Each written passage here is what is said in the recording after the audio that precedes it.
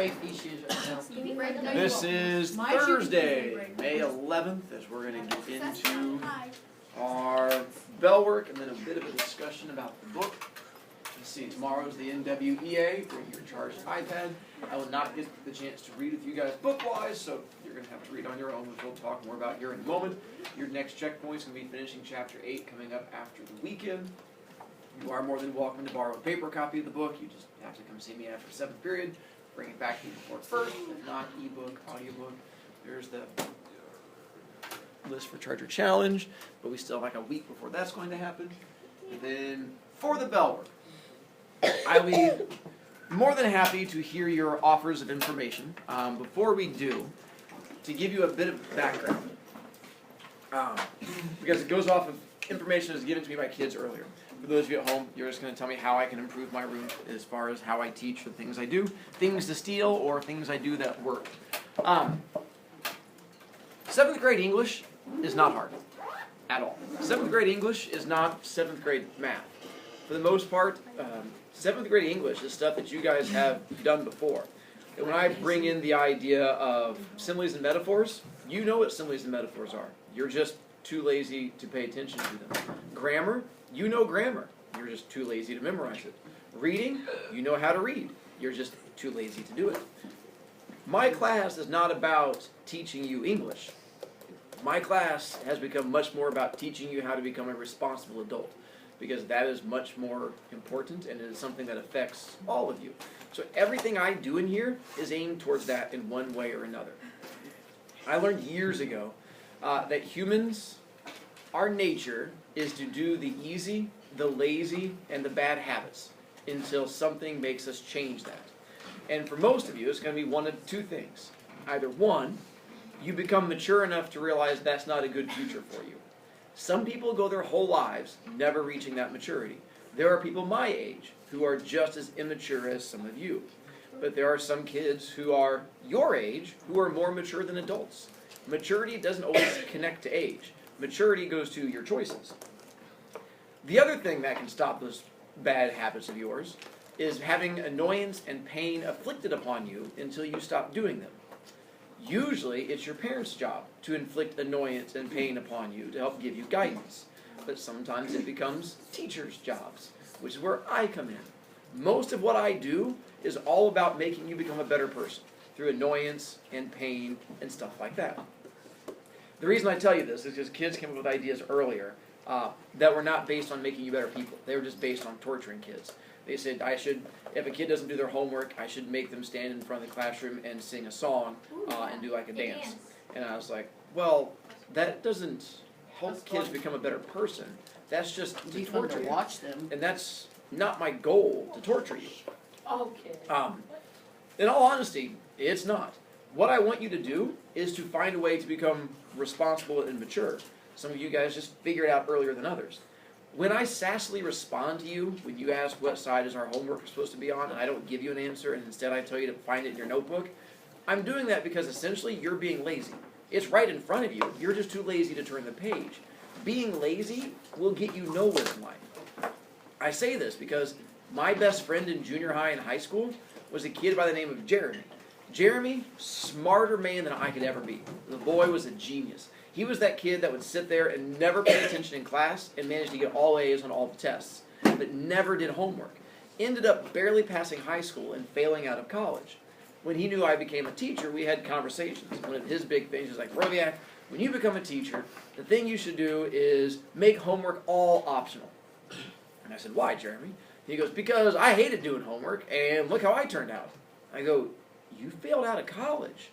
He goes, yeah? I'm like, he's exactly why I don't make homework optional, because I don't want you to be like him.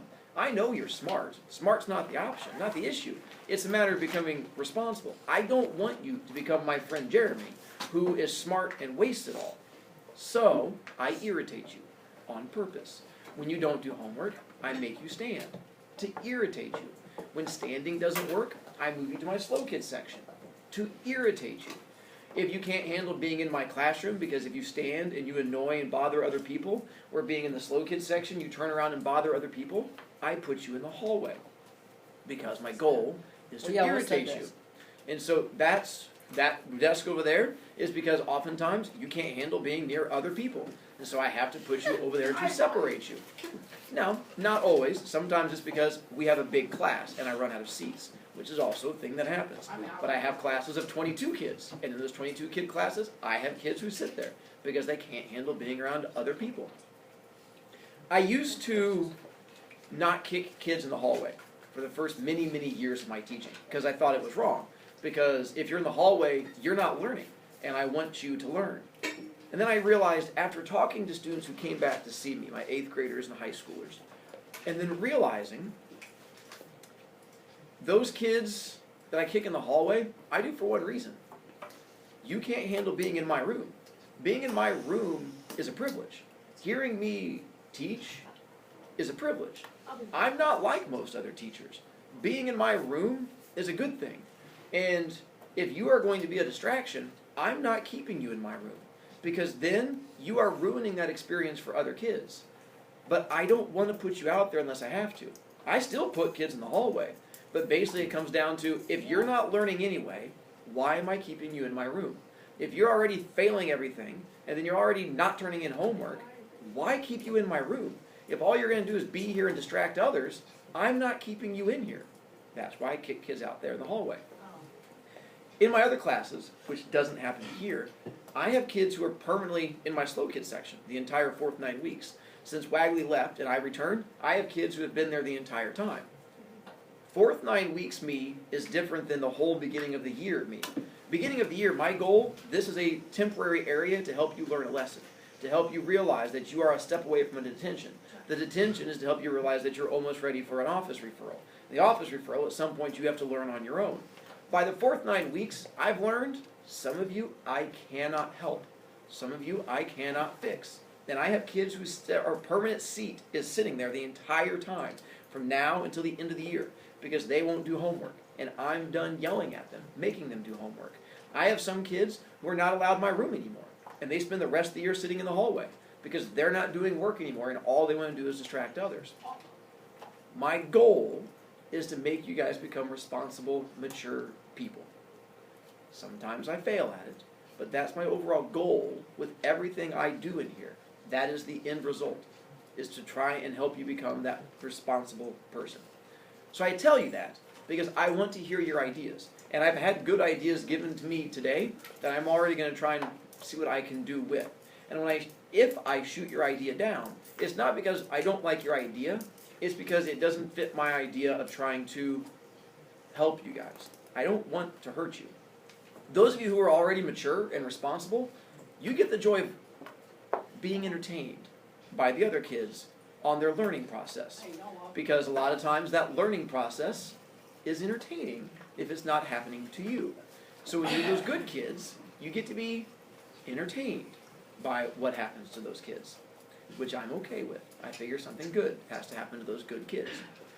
With that thinking, are there things that I do that are working, or are there things I'm doing that I should change, or do you have ideas? Yeah. I'm more than happy to listen to what you have to say. I just wanted to give you a bit of background on what I do, because I understand I'm a bit different than other teachers, and how I approach things is a bit different. So I wanted to give you an explanation about why I do what I do. And I've talked to other teachers about it, but not every teacher wants to be like me. From there, thoughts from you guys, or are we going to play a healthy round of Let's Stare at Mr. Broviak, which can also work. Shmia? We should get a class pet. I've had a class pet. I used to have rats. And I kept them back over there. Hopefully they're uglier than me. One, those of you who say that are ones who've obviously not had rats as a pet. Rats are smarter than almost any animal out there. Rats, they're genius creatures. The problem is, oh yeah, rats are geniuses. That's the reason why they can do mazes. That was the two issues. One, they smell. Not bad, it just smelled like a pet. Two, they make noise. And the whole time I was trying to teach, they'd be running around and squeaking and doing things. And you might not know this, but 7th graders look for any excuse to be distracted. And so when I had them in there, they would get distracted. And I'm not going to have something like a turtle because I find that boring. if I'm not gonna have a pet that I find entertaining, it's not the way it's going to be. Bunny rabbit. What about a fish? Plus, A snake. for most of my pet needs, look around. Uh, Y'all kind of solve a lot of those pet needs. What about a fish? The What drawback about being, sometimes pets learn faster. What about a ferret?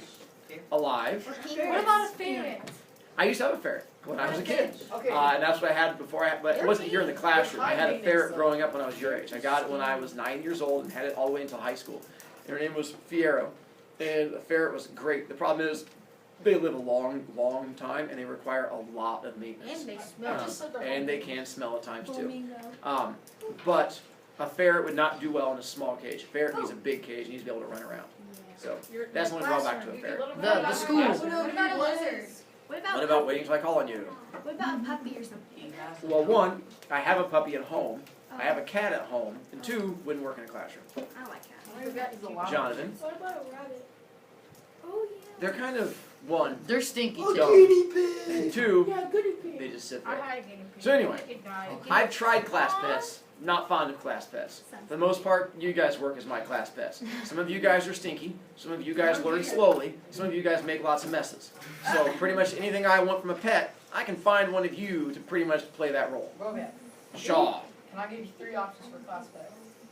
Sure, why not? A ball python, Uh-huh, a tree frog, uh-huh. or a spider?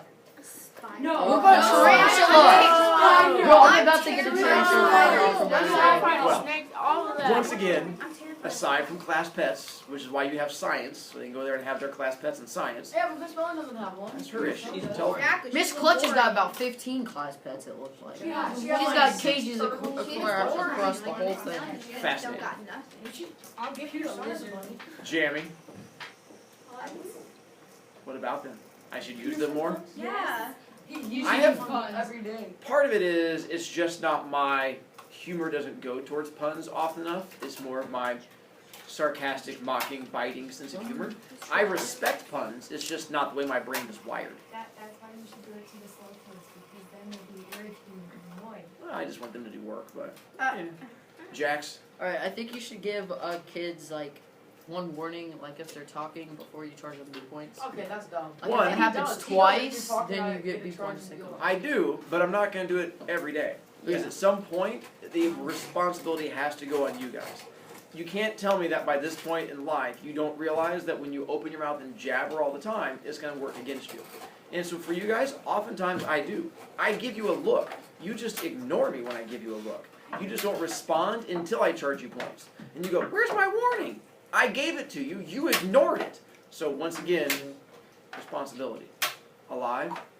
Okay, so you know how Mrs. Randall has like the seating thing, Mhm. like if you're like, if you. Those little pieces of paper she gives out and stuff Oh, like those are that. so Yeah. stupid. It's called having So I 50 think B that points. it- Those are childish. Once again, shh. My kids are irresponsible yelling out. Continue. Okay, so I think that you should have that as like, you could have like a pillow seating area, like for a reward for the kids that do their work, and then like they could like sit there when they're reading or something. I've had it where I use that chair as one that I use as a reward. I just haven't I used to sit in it. had a chance to do it with you guys as often and as much, unfortunately. And then part Well, of it kinda was hard. with he's still talking. See, you've had multiple warnings. You just ignore them. With Wagley being here, it cut in a little bit to those different things I would get a chance to do because he was learning, and so that was sort of that difference between them. But I've oftentimes used that. I don't have a couch to have kids sit on, but stuff like that. The best I have is sort of that chair because my room is just not super big. But I've wished I could find a way to do that. When my room was smaller, I would have done something back over that area, but now that I have to fit like 35 desks in here, I run out of room to put things. It's just physics. Kira? Okay, halfway through the year, like if you're not in advance, you should have like an advanced elective or something. How so? Like As in the option with I got you. It's like with how Mrs. Randall does that Yeah. different. I have thought about doing Instead that. I need to sit down and plan that out of what I would expect. Because I have Sturgeon and Fossil and the Globetrotters have a similar idea to it. And I like what they do. I just need to figure out how to adjust that for my class. So I like it. I'm just trying to figure out how to make it mine. Yeah. You. Okay. Like for the good kids, okay? like, I don't know, if you have like 100 points or like, if you're good or whatever, do you have like minor, like, rewards? How so? I don't know, like give them teacher or something? I mean, that's where I try to work in stuff like the Mickey. mint game, and then being able to do the mystery box of fun where you can reach it. So I have things like that. A lot of it just comes down to ideas. I don't always know what people want. It's like the mystery box, that came from kids. The mint game idea came from kids. It was the idea of what can people come up with, like moving seats, comes the idea. So there's often I'm like, what is it you want me to add on to my list? When you guys come up with stuff, if I can find a way to work it in and add it, and it doesn't seem ridiculous, I can definitely try. And so that's where a lot of those, the idea of being able to give points to someone else, it was at, and that's why I added it's at 150, because I want you to respect your points to do it. But those are ideas that came from kids. Lydia. I don't like the big like hall pass things that we have to like Carry around. Like what if we got like little action figures? Well, one, why don't you like my big hall pass? They're not big and they're heavy. Well, that's why it's a necklace. You wear it around your neck. You don't have to carry it at Well, all. who knows who else has worn it though? It's not my fault. Kids are idiots. It's called life. It's right there. You No just, one's gonna put it around their neck. once again, I not my do. fault. Kids are idiots. It's supposed to be around your I neck. do. Every time I The go fact to that you the choose hospital. not to, Yes, that's that what- becomes a you issue. What is this? Sounds like a Hoover? person problem. See, boo. Okay, maybe you should allow us to listen to music when we have like 100 points or more or something. I do that more with my best. I work that in there. With you guys here, it's harder to do that during class, working in being able to listen to music. But that's like for my best classes, as long as you have an A and no missing assignments, then during best you can listen to music and you can do other stuff like that. And so a lot of times I try to find ways to do it. It's just for my class, when would you listen to music? There's just not really a time to do it. Like lower. So when we're reading, you're supposed to be listening to me. Well, no, like when we read by ourselves. When you read by yourself, you're supposed to be reading. I Well, can't like, concentrate. multitasking. Except I understand your guys' multitasking is listening to music while you don't read. So that's the drawback to, yeah, I'm sorry. 2 kids can do it. The other 12 are just rocking out not reading. So that's where, once again, the idiot children ruin it for you. That's the drawback with the idiot kids. I can't find a way to get rid of them. Napier. Okay. So in second grade, this was like the highlight of my year. We used to do these things where you would like draw tickets, like Miss Randall does, and then like you would get to be like teacher for the day. So you should let one of the students like help you be a teacher for the day. And the only problem with that, and I've seen that before, is I don't know what that would look like in my room, having a kid as a teacher for a day. Like I don't know how to, because I've had that offered before, I just don't know how that would work here.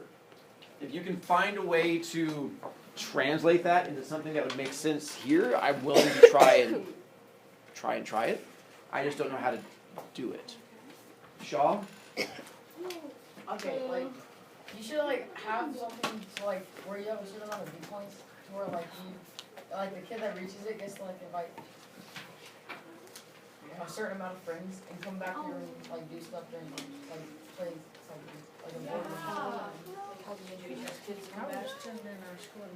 That's legit. I can think about that. Wait, we can come back for lunch next year if they're into test. Mr. Brovicast, we need one more. Has to be in JHS. Oh, Casey's not here anymore. It's just some kids give up their lunch to come sit and talk to me. It's not a bad thing. We just started off with they came and they said, can we sit and eat? You don't have to lie. I said, okay. That's awesome. This is our Oh, I think one of them, 2 of them are officers. The other ones are, one of them is my student of the year. It is. The other one's just a kid that's not annoying. Hey, who's the student of the year?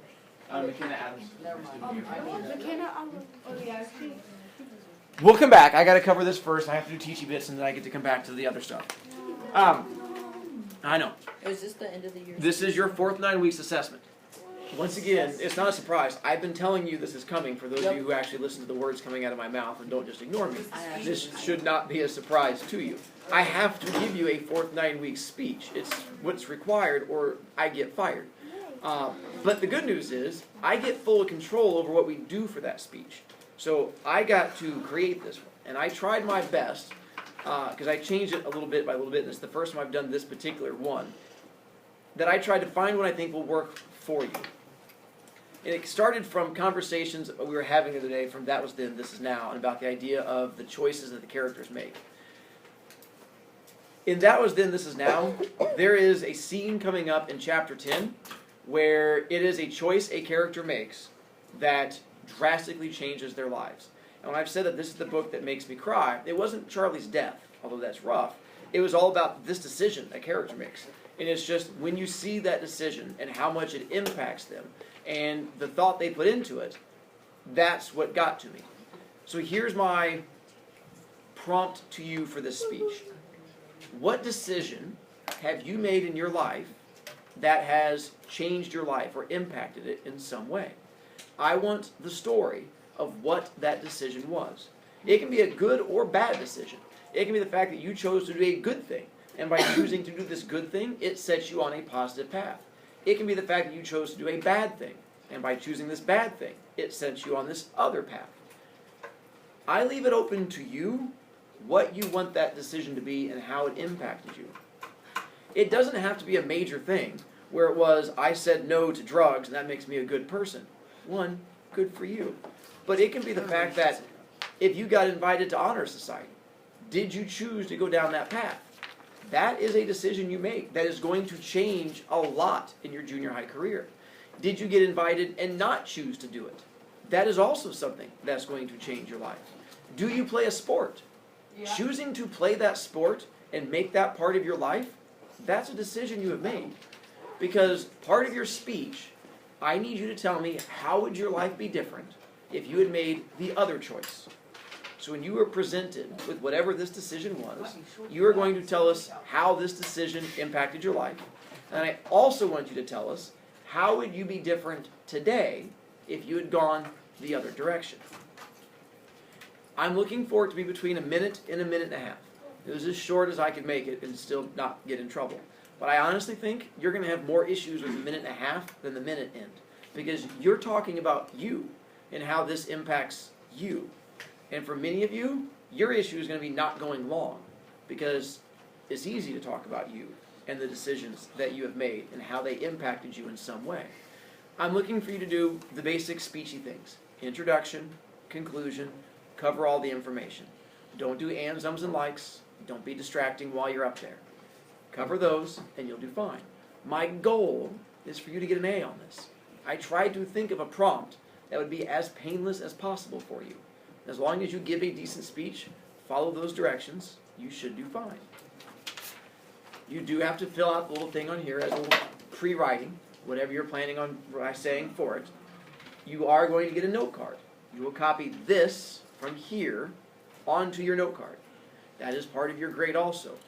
The reason for that is I'm trying to bump your grade up. So in case you do badly on the speech, these easy points will be there to help bump you back up. This is my way of trying to be nice to you. But you gotta make it work for me also as I go through and do it. Next week, I will also be talking about That Was Then, This Is Now. As we're going through it each day, I'm going to talk first about whatever happened in those chapters, and then we're going to go through and do the speeches. We will do volunteers first, and when we run out of volunteers, we'll then go through the rest of you. If you choose not to read the book, That Was Then, This Is Now, it's the end of the year.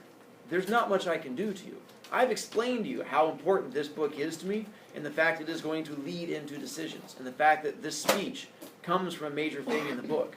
I'm going to be talking about what happens in the book regardless. If you don't read it, I'm still going over it because I think this book is that important and what happens in it is that important to your life. So I'm still going to be talking about the book even if you don't read it.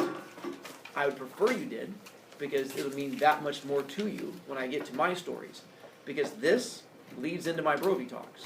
You talk about your decision and then I'm going to talk about my decisions and the things that shaped me and made me who I am. Jax. This is right. So right here on the note card, it's 7 ideas, but on the rubric it says 7 No, words or it says less. 7 words or less. Are you blind? But right now. only right here we only write 1 word. No. No, my word. Each line is 7 words or less. Oh. There you go. Yeah. Are we allowed to, like, not awkward pauses in your speech, but are you allowed to have pauses in your speech? I'm going to have you